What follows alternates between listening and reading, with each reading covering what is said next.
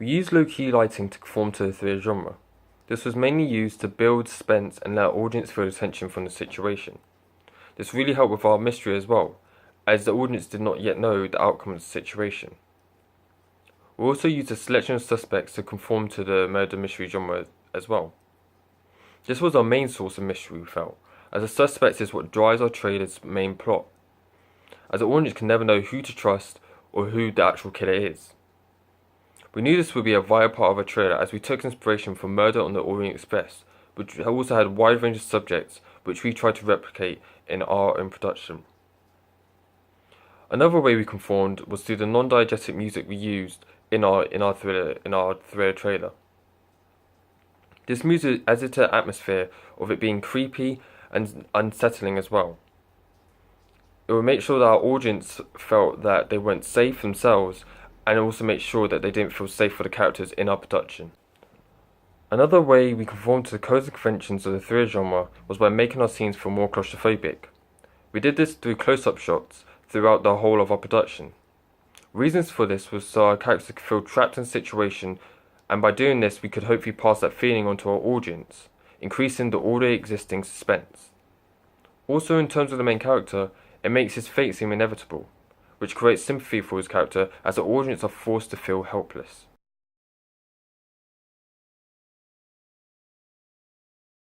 We like to believe that we subverted the idea of having a strong male lead by killing off Brandon at the start. This was done to shock our audience so they can't predict what is to come in the rest of the film, and add to the suspense to the film as well. Additionally, it is perceived in the film that the women are seen as weaker compared to the men, which is why deciding to kill Brandon would be the best option, as our female leads can now be the suspects and be put in a more dominant role. This idea came partly from the film Gone Girl and the character of Neil Patrick Harris, who shares the same fate as Brandon. We thought having Brandon's throat be slit would be a more gruesome ending and would also help conform to the codes and conventions. Later, we also presented a very flawed character in Brandon, which is not something you would typically expect from your main character. He was having trouble in his relationship and also was suffering from drug use.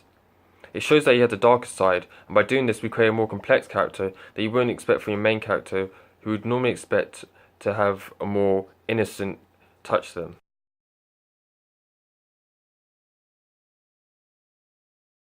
Conforming to the codes and conventions of your genre is vital, as you know you're appealing to your target audience throughout your entire production.